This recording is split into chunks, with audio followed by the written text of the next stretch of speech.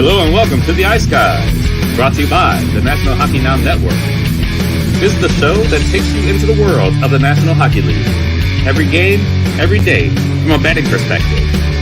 With pro sports handicappers, Ian Cameron, Alex B. Smith, and various guests from the world of hockey and sports betting.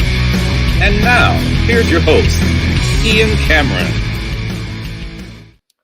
Welcome to the Ice Guys, presented by National Hockey Now. Thursday, May the 18th. It is Ian Cameron, and we have another guest joining us today. Another goaltender, by the way, joining us here on the show today. We've become a goalie factory with our guests here on the Ice Guys show. The Ice Guys show is basically the Finland of NHL betting shows. We're just rolling out one goalie after another here right now on the show. Eddie Lack, we have Kevin Beach as our regular Saturday contributor, of course, on the show. And here today, another goaltender joining us, most recently in the FPHL this past season, Breandan Colgan with us here on the show. Breandan, it's good to have you with us here on the Ice Guys show. How are you doing? I'm good, Ian. Thanks for having me. And I guess the goalies know what they're talking about then if they're coming on this show and know the picks. So glad to be here. Yeah, I'm not so sure about that Eddie Lack guy we've had on the show a bunch. He can be a little out there, but no, we love Eddie Lack, obviously. But no, in all seriousness, good to have you with us. Talk a little bit about the hockey journey for Breandan Colgan. Lots of minor pro hockey years for you, ECHL, most recently FPHL, of course, residing now, as you said, in Ohio, or actually Georgia right now. You played in Columbus, Ohio for a bit. So talk about where you've been and all the years you've been at it. Yeah, so I grew up outside Philly, did all my minor hockey around there. Played for a team called Junior Flyers mostly growing up, and then kind of bounced around juniors, tier 3.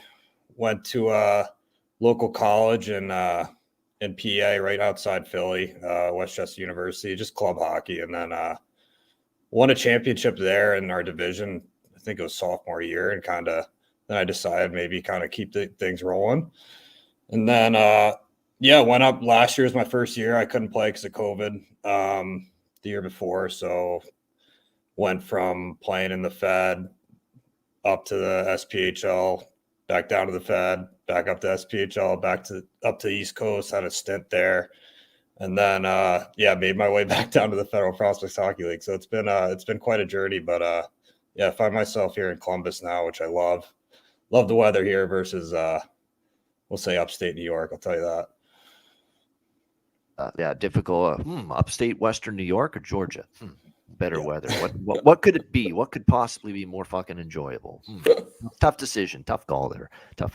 Although I will say this about Western New York. They're a passionate sports group there, especially in Buffalo with the Sabres and the Bills. Hope for bigger and better things for both of them in the future, for sure. And obviously great chicken wings there, without question. When you go to Buffalo. And actually, it's a big weekend in Western New York, too, because they're hosting the PGA Championship, the second major this weekend up in Rochester at Oak Hill. So we'll see how that transpires. I know I've got a few shekels invested, more than a few, in the PGA Championship. So we'll see how that tournament transpires. Let's get into the NHL. And how I know the playoffs, you've been obviously busy playing, but you've been in and out. You haven't been able to watch start to finish. You've just got back into watching the Stanley Cup playoffs. But just through the first two rounds, just some things you've seen and opinions you have on what's taken place to this point. We've seen some big teams obviously bite the dust. Boston, an all-time great regular season, and all it got them was a knockout in the first round. The defending champs were done after the first round. Colorado, Toronto, another disappointing end to their season. Edmonton had playoff or Stanley Cup final aspirations at the very least, and they end up getting sent packing by the Vegas Golden Knights. So what's your thoughts on the playoffs to this point? Okay. Boston's a tough one just because when you do that well in regular season, you get so hyped up. And I think Tampa Bay before they ended up winning, they were first for a while, and then they kind of got crunched out in the first round. So it happens a lot. So, I mean, they have a good team and they had some really good goaltending, but I will say I had Toronto and Edmonton out in my all my my picks before, so I kind of saw that coming. I don't know if everyone else did. Let's see what else. I'm surprised Carolina is kind of that's kind of a wild one for me. I'm surprised they're still in it, but I mean with Rod Brendamore there and the goaltending they have, that's pretty good. I am surprised a little bit with them because they didn't play great at times in the second half of the season, and I thought they might be vulnerable in the first. Certainly, the New Jersey series, I thought they could end up losing that, but they didn't, and they've actually played extremely well. They've played a lot like Carolina's capable, and Carolina's playing their best. They're damn fucking tough to beat because they have a great blue line, 1 through 6. Jacob Slavin is a blue liner nobody talks about in the NHL, and he's so good. And they protect their goaltender, Freddie Anderson, who doesn't have to be great, in net. He just has to make the saves he should make because they don't let the goalie see many shots. They're always one of the best in terms of yielding the fewest shots on goal per game, the fewest danger chances per game. Carolina is great like that. My biggest concern, Brendan, with them was no Pacioretty and no Svechnikov and no Teravainen to begin the playoffs. 3 key forwards. Teravainen's back for this conference finals tonight, but still without Pacioretty and Svechnikov, would they get enough scoring throughout their lineup? Would they have to rely too much, on Sebastian Aho and Martin Necas, players like that? And all of a sudden, you're seeing Jesper Fast and Jordan Martinook and all these guys step up for the Carolina Hurricanes. And Jordan Martinook looked like Wayne Gretzky, for crying out loud, in the second round. What do you have, like 9 points? It was unbelievable. And this is Jordan Martinook, for crying out loud. And here he is just ripping up the New Jersey Devils in the second round. Very impressive performance from him. They'll need more of that, though, going forward as they take on the Florida Panthers. But we're going to talk game 1 specifically of Florida and Carolina. We'll save that at the end. We'll actually get Brendan's thoughts on the West Final first, just overall on Dallas and Vegas. But even before we get into that, I have not yet talked on this show about the Arizona Coyotes situation. And I meant to yesterday, but I forgot about it when we did our conference finals preview show with Chad Naring and Kevin Beach. So we'll do that today instead. Look, we know 2 very good Coyotes fans, hardcore Coyotes fans that watch this show regularly. I've had them on the show before as guests, Clint McLean and Kev Betts on Twitter. They're both loyal, hardcore, passionate Coyotes fans that love that team, that love hockey, that want to see it succeed. And for those people, I feel bad, because it's never a good day when a team may have to relocate like the Arizona Coyotes will. But at the end of the day, this has become an absolute farce and a joke. It really has. I mean, it's been, the way this has gone down is awful. When you're seeing the so-called people that are trying to keep the team in Arizona right now spend a paltry $250,000 on promotion and advertising for their side of the case, if you will, to build this new arena in Tempe, Arizona, and an entertainment district. And then you're seeing the opposition, the people who want to shoot it down, spending millions of dollars, to promote their side of it. It basically, you have no fighting chance. And that's exactly what we saw. It's almost like they're dressing it up like we really want to save the team, but they're not going all in to actually do it. That's kind of what we're seeing right now. And unfortunately, that, cheap, going on the cheap, mindset and approach cost them that vote the other night, where it was just overwhelming that the vote was no. We're rejecting the proposal in Tempe, Arizona, to build that brand new arena and build that entertainment district. And as a result, the Arizona Coyotes' future in that state, in the desert, is very much up in the air and very much in jeopardy. Now, the NHL apparently has committed, and I'm not surprised by this. I actually expected this to play at least one more season at Mullet Arena, the little bandbox there, Arizona State University, for next season. So I kind of expected that. But beyond next season, and certainly beyond 2 years from now, there's real concern and a legit question whether that franchise is still going to be in Arizona. And there's a lot of destinations that the NHL has at their disposal for moving that team. I think Houston is probably the favorite, quite honestly. If you look at Houston, Texas, they are the number one, the biggest, I should say, media market in the United States right now, Brendan, that currently doesn't have an NHL team. Houston has that many people in and around that vicinity. So there's no doubt the NHL is interested in maybe Houston as a potential destination. I know Kansas City is going to have interest. I'm already seeing Patrick Mahomes, the great quarterback of the Kansas City Chiefs, on Twitter tweeting out, boy, Kansas City Coyotes, which sure has a nice ring to it. You don't think he wants to see a hockey team there in Kansas City? And by the way, I think his wife is involved in some ownership with another sports team, believe it or not, in that city. I thought I read that correctly. But so the Kansas City is in the mix. Salt Lake City, there's an owner there that has the pockets and the ability and the arena and the building to bring a team to Utah, to Salt Lake City there. Quebec City, of course, has an arena ready to go. But will Gary Bettman want to, relocate a team that's in the Western Conference to an Eastern, place where they'd have to go to the Eastern Conference? I think from an alignment perspective, he wants to keep this Arizona Coyotes franchise in the Western Conference. So that would eliminate Quebec City. You'd probably be looking more at a Kansas City or a Houston or Salt Lake City type of destination, which have been the three destinations linked most right now as of the last few days to possibly getting Arizona should they relocate. So a very difficult week for the true blue hockey fans in Arizona. And look, we crap on this market and this franchise. We do. I mean, they haven't had much success on the ice. It's basically been a Halloween costume party for a lot of their home games over the years. Everyone's dressed as empty seats. We've made that joke over and over again.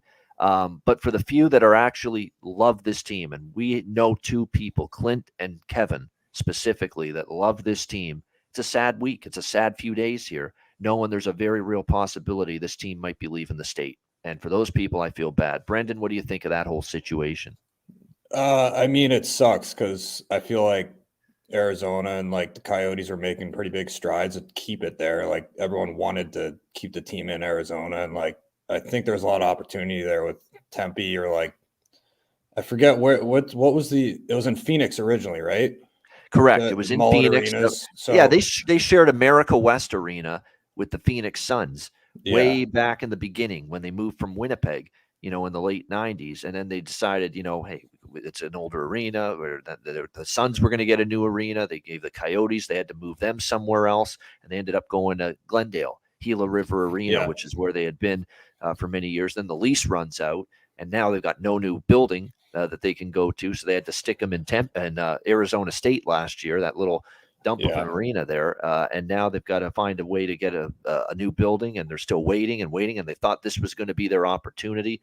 I mean, I'm hearing Gary Bettman on Mad Dog Sports Radio Sirius a few weeks ago, and they asked him about this vote, and either he's stupid or he's just supremely arrogant, or I don't know what it is, but he says, "Oh, I have no worries whatsoever, none whatsoever. This vote's going to go through. I'm supremely confident. We're going to get this new arena built in Tempe." Well, where's your confidence now, man? It's down the fucking tubes, down the drain, as far as I'm concerned. Obviously, it didn't go the way you thought when you're flapping your gums on that interview a few weeks ago, talking about, "Oh, it's going to get done. They're going to vote this arena through. We're going to get it accepted. They'll accept the proposal. We'll get this new arena in Tempe built." Well, clearly he was flat out wrong, because and not just a little bit wrong. It was decisive. It was overwhelming that they voted no and rejected that arena proposal earlier this week with that vote in Tempe. It seemed almost out of nowhere too. Like that seemed like a sure done deal this whole time, and then like I think that like. There before their market, there was like it was tough to get fans there because there was nothing around it. So then they bring in the Tempe. I think that would have been a pretty good opportunity to, bring some fans in and keep it there. But yeah, now I didn't know that about Houston though, how big a market that is. That's very interesting. Yeah, it's huge. It's because people, I think, when they think Texas, they think Dallas is pretty huge, and maybe Houston's a little bit smaller. Houston's grown quite a bit, in the last few, and plus they really supported the hell out of minor hockey many years ago. The Houston Aeros, the AHL team there. I mean, that was great support that team was getting in the Houston market, and there's no doubt there's a lot of they check a lot of the boxes as far as being able to get this NHL team and it possibly working. So the Houston Aeros, and by the way, if they go to Houston, that's going to be the team name, the Aeros. It's ready-made. I mean, the Houston hockey teams in the past have been called the Aeros, so I think it's just almost ready-made that that's what the name's going to be. So it wouldn't surprise me if we're talking this team in Houston in just a few years. Now, this is just a stopgap. So how long this stopgap of them still playing at Arizona State University is, we don't know, but we know next year they've only confirmed and committed to next year. For this, that they're going to play again at Arizona State University. Beyond this, because they don't want to have to up and relocate, scramble in the months, next few months probably to move a team. They say, well, you know what? Let's take our time. Let's look for if we have to relocate, let's do the process properly. Let's make sure we do it fully and take our time with it. So that's probably why they said, let's just keep them there for one more year at Mullet Arena, play next year at Mullet Arena again. And then after next season, we'll evaluate where we go from here with the Arizona Coyotes. So that's the latest update with that. So disappointing, certainly. And like I say, the people I feel bad for are two of our very own Ice Guys viewers and listeners, and they've always been watching this show. Great support. Clint McLean, who's great too with his MMA podcast, which all of you should be watching, by the way. Does a great job with it. And Kevin, who we've had on the show before, Kev Betts, and both of them love the Coyotes, live in that state, support the team. That's the people I feel bad for. The true blue, the die-in-the-wool, passionate, hardcore Coyotes fans. There are a few. We know a couple of them. So unfortunate for them. Let's see where it goes from here, though, for sure. Alex B. Smith in our chat, my colleague, who is not on the show today because he's traveling back home to Minnesota from Chicago. So, Alex, good to see you. Hope you get home safely. Alex will be back on Saturday, by the way, on the show. So we'll have Alex back in just a couple of days. All right, before we get into game one tonight, Eastern Conference Finals, Florida, Carolina, TNT will have that game. TNT's loaded up the broadcast, by the way. What a studio show. They're going to have Liam McHugh, Wayne Gretzky, Henrik Lundqvist, Anson Carter, Biz Nasty, Paul Bissonnette. They're all going to be there. That's going to be a hell of a good studio show. I'm looking forward to that pregame, postgame, and the intermissions with that group. Kenny Albert, Eddie Olczyk, Keith Jones calling the game, of course. But first, before we talk about that, let's talk Western Conference Final. I'm just going to go right to you on this, Breandan, because I spoke about this series yesterday when we did our overall series preview show. We've got Vegas and Dallas. Vegas is right now around a minus 135 series favorite over the Dallas Stars. Who do you like in this one? I honestly, I like Dallas in it. I like Jake Ottinger. I like the decor they have. But I mean, Vegas is such a high scoring team. It's going to be a close one, but I say I'd have Dallas on it. All right, liking Dallas here, plus 115. Jake Ottinger, like I said yesterday, I think Jake Ottinger has a little bit of an advantage over Aiden Hill. But at the same time, I like Vegas's blue line in front of Aiden Hill, 1 through 6, better than I like Dallas's 1 through 6. My biggest concern with Dallas in this series is how much gas is in Miro Heiskanen's tank. You're asking this guy to play like 30 fucking minutes every game. He's just they are wearing this guy out. And the one thing about Vegas is they play such a heavy style, and is it going to wear him out to the point he runs out of gas in this series? And he's just so important to the Dallas blue line because after that, Lindell's all right. Suter is, best days are behind. He's been okay. He's been better than I thought, but still his best days are behind him. And then you got Handley on the back end of the blue line as well for the Stars. And then, they played good, that third pair. Don't get me wrong for the Dallas Stars, but they're going to have to pick up some slack. Harley and Handley, the third pair. Colin Miller's a solid shutdown defenseman, but I mean, Heiskanen just stands out as, wow, he is way above the rest, on that Dallas blue line. Whereas you look at the Vegas blue line, and they're as balanced as can be with Pietrangelo, Martinez, McNabb, Theodore, Hagen, Whitecloud. I've said it over and over again. Might be the best third pair in the playoffs, still standing on the blue line. So, like I said yesterday, my heart and my wallet wants Dallas in this series because I've got Dallas to win the West and the Cup. I don't have Vegas futures, but my head says Vegas. My head says I'm going to get let down here, and Vegas is going to win this series. But again, don't underestimate Dallas. Dallas needs Jason Robertson in this series. Okay, you got through Minnesota, you got through Seattle with him doing diddly squat. You're going to have to eventually get him rolling here. For as good as Pavelski and Hintz have been. And by the way, I said this yesterday. This is a phenomenal prop. I can't believe it. Kevin Beach was right on it. I like it as well. At FanDuel, you can find Rope Hintz and Joe Pavelski to combine for at least 7 goals in this series, plus 240. It's a great price. They have been the offense for the Dallas Stars. They have been spectacular. I can't count on Robertson. I got to see something out of Robertson before I'm ready to say he's all of a sudden going to get something going. So to me, that's a great prop. It's a great price, plus 240, FanDuel, Hintz and Pavelski. combined 7 goals in the series. And you think about Pavelski had 8 by himself against Seattle in the second round. Now, Vegas is going to be a lot harder to score against. I agree with that defense, and Hilp is playing pretty well. But that is worth a look at that price, no question. 7 goals combined in the series. Rope Hintz, Joe Pavelski, Dallas Stars, plus 240. I think that is definitely a good look in this series. And we mentioned it on the show yesterday. It's a great prop bet. No question about that. All right, we are, and by the way, in that, if you missed yesterday's show, I'll throw it out again. Pavelski minus 150, more goals in the series over Mark Stone. I think that's a good look. There's one with Eichel as far as the point props are concerned as well. That makes a lot of sense to me, because to me he played some outstanding hockey against Edmonton. We were wondering, is he ready to show that he is a difference maker in the postseason? And I think he has shown that. I mean, in this series, you could get Eichel minus 115 points over Jason Robertson.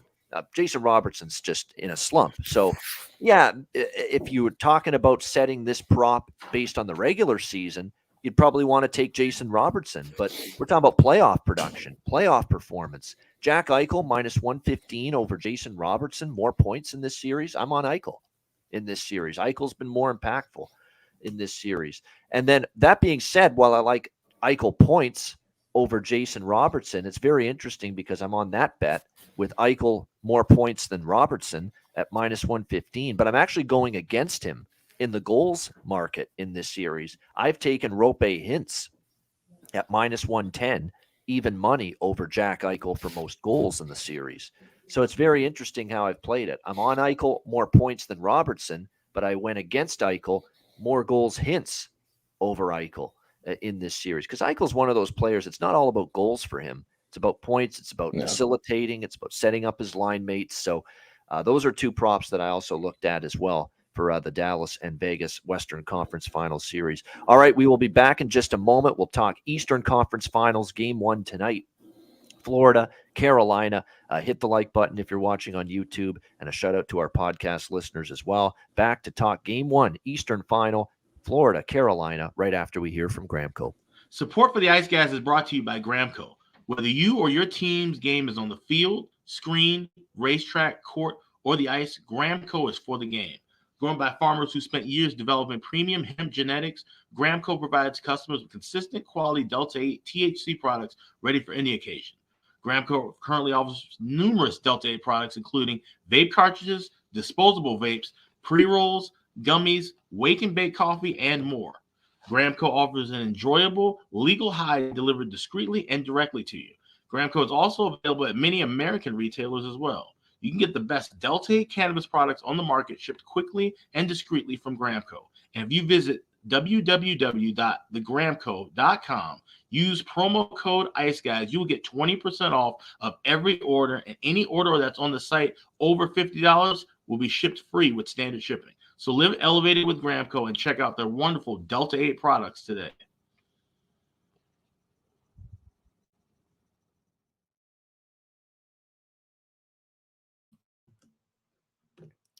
All right. We've been craving some hockey, haven't we? We haven't had any since Monday when Game 7 took place between Seattle and Dallas. No hockey Tuesday, no hockey Wednesday, but we are back with NHL Stanley Cup playoff hockey tonight. It's Game 1, Eastern Conference Finals, Florida Panthers, Carolina Hurricanes, Raleigh, North Kakalaki. Carolina minus 145 home favorites here in Game 1. Total 5.5, shaded to the over at around minus 125 in this one. Let me start off with the side, and I kind of alluded to it in the overall series preview yesterday. This is a very tough side for me to bet and pick here tonight. It really is. I lean Carolina, and I lean Carolina a little bit harder in the first period in particular. And I do have a small play on Carolina in the first period puck line here tonight. They have been very good in the opening period on this home ice. There's no question about that. I can't remember a time or many times when they started slow at home in the playoffs, especially early in the series. You look at the New Jersey series, Game 1 and Game 2 against the Devils. They came out flying at home. They got an early lead, an early first period goal. Same thing in the New York Islanders series in the first round. Game 1, Game 2 at home. What did we see? Carolina get off to a bit of a strong start. And this is all about a 1-week layoff now for both of these teams. Carolina wrapped up their series a week ago, Florida last Friday night in Toronto. So both of these teams have been off a week, but who is that? Where is the rust, or which team is going to get thrown off potentially more by the long layoff and the long break from the second round of this game? I think it could be Florida that hurts more from it, because they were just in such a zone, right? I mean, the Boston series, the way they were playing, they flew right into the Toronto series. There was no downtime. They went right from Game 7 against Boston to the Toronto series starting up. And they, again, won that series in 5 games, playing every other day. They're just in that rhythm. They want to keep playing because they're playing so well, and they keep on winning when you're Florida. But now all of a sudden they got to cool their heels for about a week. And, you do worry about that Bobrovsky and just Zvezda Trophy type form, especially in that second round against Toronto. Is he going to end up getting thrown off? So, I think that could hurt Florida early in this game. That being said, if you listen to Paul Maurice yesterday and these press conferences, now that we're down to just, 2 series here, 4 teams, you can really listen to the press conferences, have the time to do so. Paul Maurice said our team desperately needed the rest. We were really feeling it. We were running on fumes. Guys were banged up. Guys were really, struggling through it toward the end of the Toronto series. And then after the 7-gamer against Boston, it all piled up and it added up, the miles on the body, if you will. He said we really needed the rest, and we're glad we got the rest.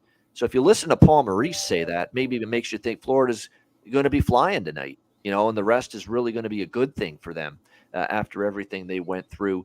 But Carolina's been a strong starting team at home in the playoffs, in these games, especially early in the series. Game 1, Game 2 against the Islanders and against the Devils on home ice. They started out pretty well. So that first period puck line, I'm gonna bet that a little bit. It's nothing I'm overly strong on tonight in Game 1 from a side perspective, but I am going to put a few bucks on that plus 175 first period puck line on the Carolina Hurricanes. Again, that's the best price available out there with that. I'm also going over 5.5 here at minus 120. I think we have seen in recent series, there's a lot of evidence that points to, with the long layoff, there's more mistakes with the puck. You're out of position a little bit. You're jumping into a new series. And I find the long layoff leads to a little bit more sloppy play and a chance for more goals, because there's going to be more turnovers, more defensive breakdowns and coverage, which I think you definitely could see in a situation like this tonight. So I like this over. And keep in mind what we saw in Game 1's second round. We saw Seattle-Dallas, a shootout, flew over the total. We saw Carolina and New Jersey over the total in Game 1 of that series in the second round. We saw the other West series, Vegas and Edmonton, in the second round. Game 1 went over the total. So there was 3 of the 4 series in the second round in Game 1. 3 of the 4 Game 1s went over the total in the second round. The only one that didn't, and I remember it because it was a bad beat on the over, was Florida-Toronto, where it was like 4-2 early in the third period. It's like one more goal. Toronto's got the net empty, in that game for extended stretches, and we just can't get that 7th goal, and it stayed under the total. So that was it. 3 of the that should have been 4-0 to the over with Game 1s in the second round, but that one did not. So I like over 5.5 here. I do think you're going to get enough. And again, it's 5.5. You're not asking for a ton of offense. It's a lower total. It's a total I'm very comfortable in a Game 1 scenario, betting over the total. So I'm keeping it small tonight, though. Like I say, I think this is a tricky game, tricky handicap from a side perspective with both of these teams off these long layoffs here. So for me, it's going to be a little bit on the Hurricanes puck line first period, and also over 5.5 for the full game. I do want to mention a couple lineup notes as well.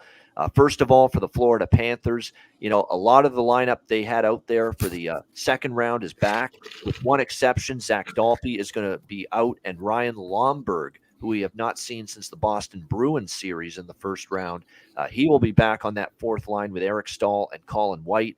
We've got Carter Verhaeghe, Alexander Barkov, Anthony Duclair on the top line, Nick Cousins, Sam Bennett, Matthew Tkachuk on the second line, E2 Kuhlman Lusterinen with Anton Lundell and Sam Reinhart on the third line, and then on the Lomberg, Stahl, White on the fourth line, and then on the blue line, it's Gustav Forsling paired with Aaron Ekblad, Mark Stahl paired with Brandon Montour, Josh Mahura paired with Radko Gudas, and of course Bobrovsky and net.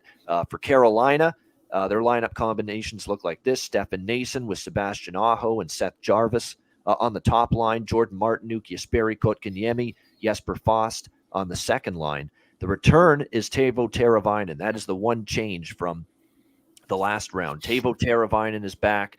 Rod Brind'Amour will slot him on the third line with the captain Jordan Stahl and Marty Necas. That all of a sudden looks like a very good third line. You talk about a down the lineup line, you're talking about a bottom six forward line that could make an impact in this series. For Carolina's got it now. With Teravainen back and putting him with Stahl and putting him with Necas, a line that can chip in offensively and be responsible defensively. It's really good to see. I love that combination put together by Brind'Amour there. Watch that line be very effective probably for Kakalaki. And then on the fourth line, Jack Drury, Paul Stastny, and Derek Stepan. The defensive pairs, Slavin with Burns, Shea with Pesce, Gostisbehere with Chatfield. So that looks like the lineup here for the Carolina Hurricanes tonight. Of course, Freddie Anderson in net. So we'll get to props in just a moment for this game, but I'll stop there and get Brendan's thoughts. But I'm on Carolina first period puck line, full game over 5.5 here. Brendan, what do you think? Game one, Florida, Carolina.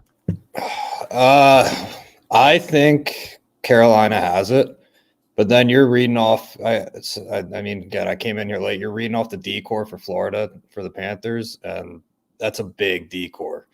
So if this series goes, 6-7 games, that could be a wear and tear on Carolina. Well, let me ask you something, just in your estimation. Third pair, Gostisbehere, Chat. Like, to me, I like Carolina's 1 through 4 just a little bit better. Like, I know they've got Ekblad. I know they've got Montour. Mark Stahl's played over his head. He's played better than I thought. I'll give him that. But I'll take Slavin, Burns, Shea, and Pesce. That 4 over Carolina's top 4. I love Ekblad. I love Montour, obviously. But Forsling's, hit or miss at times. Stahl, same thing. And then the third pair, Gudas and Mahura, and versus the third pair of Carolina, which is Gostisbehere and Chatfield. I think that's kind of a wash. I actually slightly lean Carolina there too, because Gostisbehere, who is a train wreck with the turnovers and the mistakes at times with Arizona and Philadelphia, whatever Rod Brind'Amour's done, maybe it's the system. They just play such a great defensive structure. It's actually propped up Gostisbehere. It's made him look good, believe it or not, here in Carolina. It totally negated whatever the turnovers he used to have in his game. And I think you got to give the coaching staff and the system they play a lot of credit for that. Yeah, I mean, I'm from Philly, so I'm a Flyers fan. I saw him. He came into the league really hot, and then it kind of fell off. And I think does have to do with Rod Brind'Amour, because he has such a big systems guy, and he kind of keeps guys in line. But yeah, I think Carolina wise, they move the puck defensively so much better. Like, they have a lot of skilled guys, and that might be a deciding factor versus both teams. Yeah, it's going to be interesting. So you like Carolina tonight, though, for game one? Yeah, I like Carolina, and I like the hitting the over, because even in any game one, usually there's just a lot of mistakes in general, and they haven't played in a couple of days, and everyone's getting more tired as the playoffs go on, and I think it's definitely going over. All right, liking this over here with game number 1 tonight with Florida and Carolina. I'm fascinated to see how it goes. Like I say, I think it's a tricky one from a side perspective. I personally have my belief that Carolina will handle this layoff and break better than Florida will. But again, that's just a belief. What if Paul Maurice said was true, that, hey, we needed the rest. We were really, worn down. We were feeling tired. We were exhausted at the end of that Toronto series, even though we're winning games left and right and playing well. So we'll see. Plus Bobrovsky, man, that's the thing. Bobrovsky's in this great zone, terrific groove. Some of the best hockey he's played in years, certainly with the Florida Panthers, probably the best hockey he's played. It's looking like the puck was like a beach ball to him. That's how big it was, and he was stopping everything. Now, all of a sudden, he's been sitting around, not playing for a week.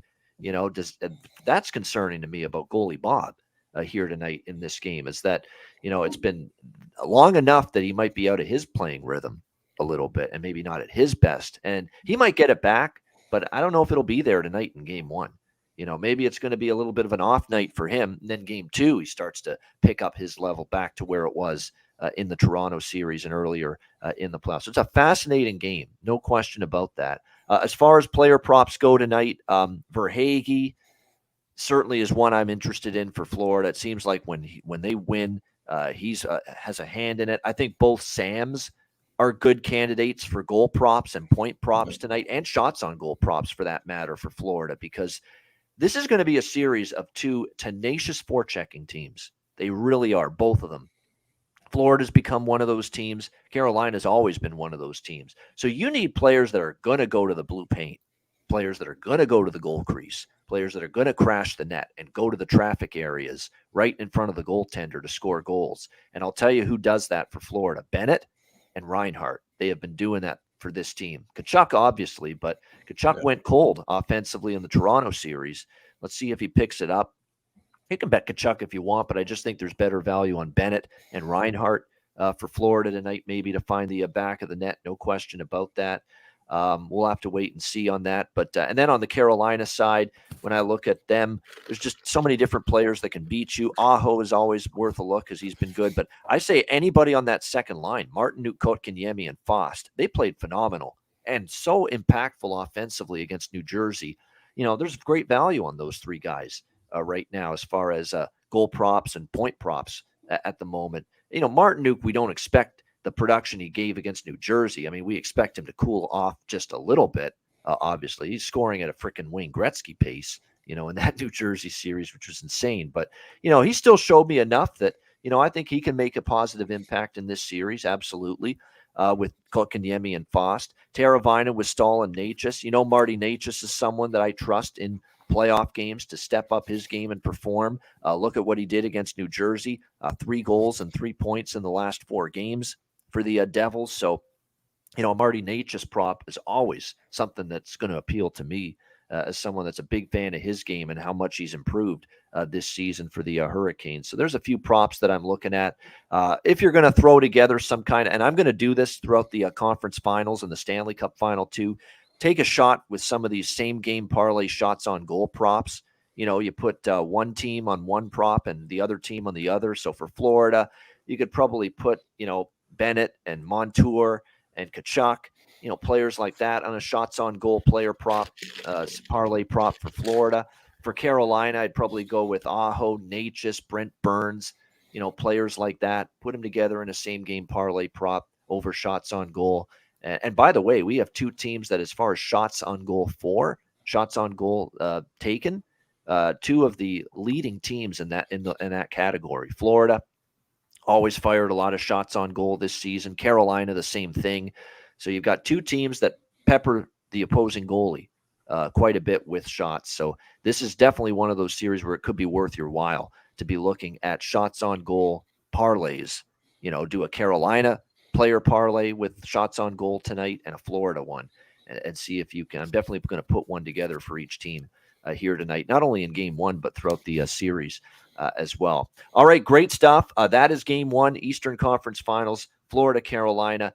Hit the like button. We appreciate it very much. Make sure you check out patreon.com/Ice Guys, just $10 a month. Goalie charts, totals charts, power ratings, daily Ice Guys show betting card, and tons of bonus video content as well. We've got interviews with current and former players. We're adding another one later on this afternoon. So make sure you check that out. Patreon.com/Ice Guys, just $10 a month. And also, make sure you're checking out the Ice Guys store, iceguys.myspreadshop.com. Get yourself some great quality Ice Guys merch. Summer's here. The weather's warming up, so check that out, iceguys.myspreadshop.com. All right, we will be back to wrap things up with our guest, Breandan Colgan. Best bets coming up right after we hear from Manscaped.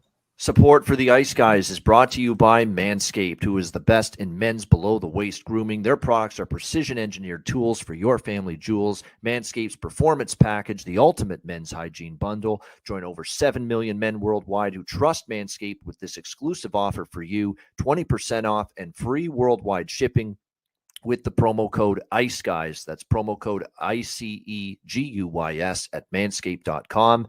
If my math is correct, it's about 14 million balls that you can preserve. The Performance Package 4.0 is the complete accessory package to take care of everything that is required. You've got, of course, the Lawnmower 4.0. Takes care of your facial hair and among other things. You've got, of course, the Weed Whacker. I'm approaching 40. Nose hair has become a major issue. It pisses the hell out of me. I need to take care of that shit, and the Weed Whacker can help you do that. Both of these products, waterproof and a 4000K LED spotlight for a more precise shave. And you'll also be able to take care of those delicate areas with the ball toner, with the ball deodorant, keep you smelling good, looking good, and feeling good down in the nether regions. This complete Performance Package 4.0 will take care of everything for you, for all you guys out there, and it's courtesy of our good friends at manscaped.com. So get 20% off and free shipping with the promo code IceGuys at manscaped.com. That's 20% off with free shipping at manscaped.com. And use promo code IceGuys. Unlock your confidence and always use the right tools for the job with Manscaped.